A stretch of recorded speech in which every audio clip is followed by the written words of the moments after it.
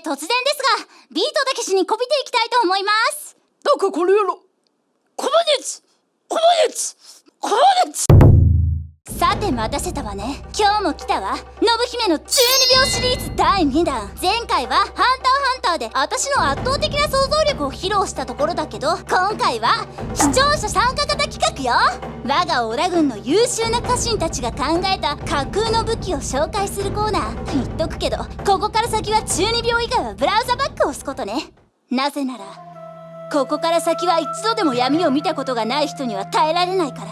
授業中ノートの端っこに剣とか武器を書いてたやつ、架空のドラゴンの設定を考えてノートに書いてたやつ。安心しなさい、私はあんたの味方よだってここはヤバいやつらの集会所みたいなもんだから。それじゃ紹介していきましょうか。ウェルカムトゥアンダーグラウンド。武器名ゲファレーナ・エンゲル。魔獣闇属性。かつての天界と地上界で行われた戦争において数えきれないほどの天使を撃ち落とした魔獣。この銃に組み込まれた術式から直接銃弾は発射されず、弾が相手に当たったという結果だけを生み出す。ただしこの銃は使う者の生命を吸い取る魔獣であるため、普通の人間では使用できない。普通の人間では使用できない？じゃあ誰が使用できた？天使を撃ち落とした魔獣だからね。魔獣ってさ、魔獣先輩ね顔がでかいからや。種類信姫種類信姫、うるせえ、知らねえ。属性説明、ファイナルファンタジーって書いてあるんだけど、これファイナルファンタジーになってないからダメー。神代の神代の神父でしょ。神父ギュラルコは斧、光属性。マシンの心臓をもとに作られた斧。切れ味こそとてつもなく悪いが破壊力は抜群。その由来ゆえに人からは忌避され、魔物からすらも気配で怯えられることがあり、魔除けとしても有能。神代のギュラルコアね。わかる神代のギュラルコアでしょ。ギュラルコアってなんかギュルルって感じでいいじゃんね青き審判の鳥ジャッジメントブルーバード。杖氷属性。古代より伝わる審判のための使われた杖で、美しくしかしどこかドゥン獰猛さを感じる鳥があしらわれている。この杖を向けられた相手の心に絶対なる悪の感情、思考がある場合、そのものは瞬時に体内からその氷が溶けることはないと言われている。過去には伝説のメイド神楽メアを凍らしたことでより一層この杖の恐ろしさを知らしめたメアちゃん、このさジャッジね、これジャッジメントブルーバードで凍らされたのメアちゃんジャッジメントブルーバードならしょうがないよね。私も凍らされちゃうかもしれないから。恐ろしい種子島銃剣火属性。種子島に上陸したポルトガル人の織田軍の型に作ってもらった武器。信姫に合わせて作られ、その威力は信姫の頭をも貫通する威力。私の頭を貫通する。なんで私のために作られたのに私の頭貫通されなくちゃいけないわけ？おかしくない？私用のサイズ、私用の銃剣なんかさ、いやらしくない？私用の銃剣っていやらしいこと考えてるでしょ。今いやらし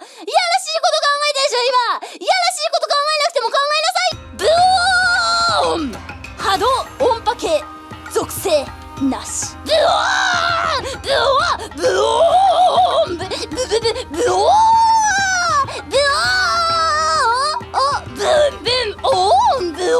これはいいブオーね。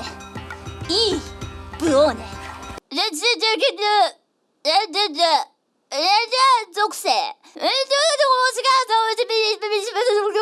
邪剣。夜行きましょうね刀夜属性。真夏の夜の月の光に照らされることで真の力を発揮する邪剣。夜行きましょうねじゃん、これ。伝説のさ。ダメだよ、私にこんな思ってきちゃう。ちょっとアップデートがかわいそうじゃんなんでダメだよ、こんなの。汚い汚くない？は発想リディハールやり生属性。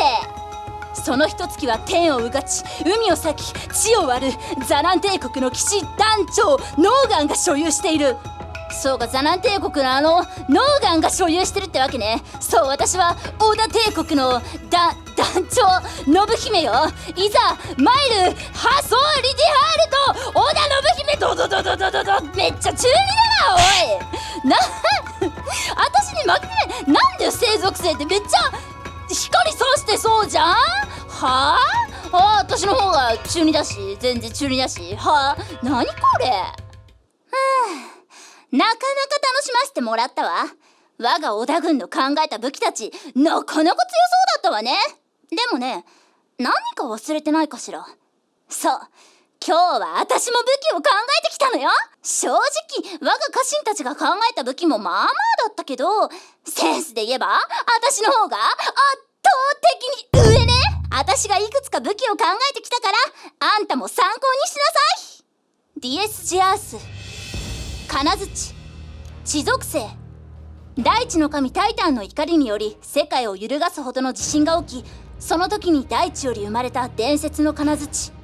攻撃した対象を分子レベルまでバラバラにした上で魂まで消滅させる。闇市場に出すと100億ジュエルは超えると言われる。グランエスタ、体験、光属性。英雄王ロランが使っていたと言われる体験。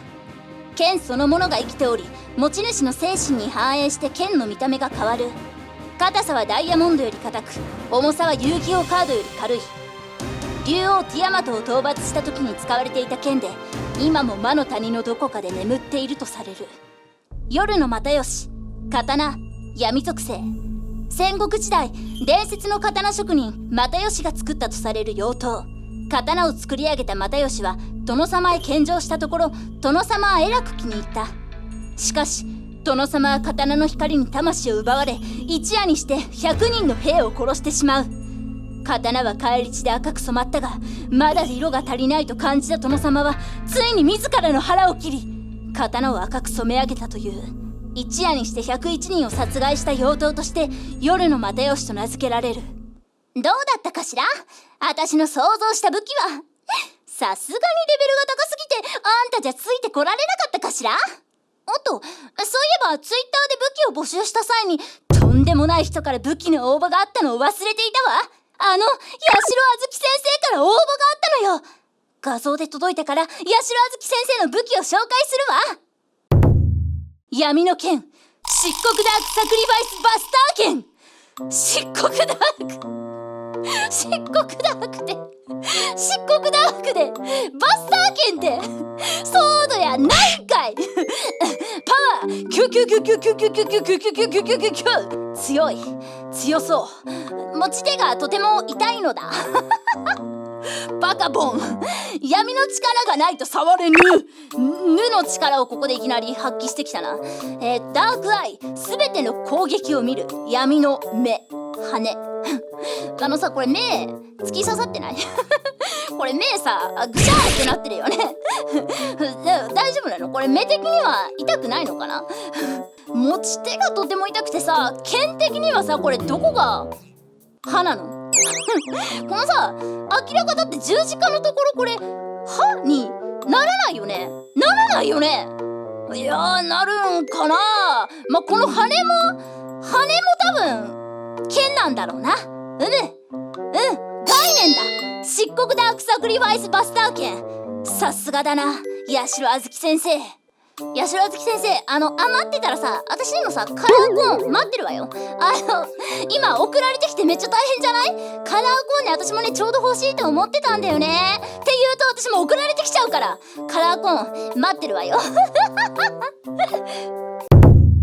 ここまで多くの武器が紹介されたわ。なかなか私を楽しませてくれるじゃないの。定期的にこういう企画をやろうと思うから、あんたも応募しなさいよね。別にあんたのために武器考えたとか、そういうわけじゃないんだから、勘違いしないでよね。今日の動画が面白かったと思ったら織田軍に加入しなさい。それじゃまた次の動画で会いましょう。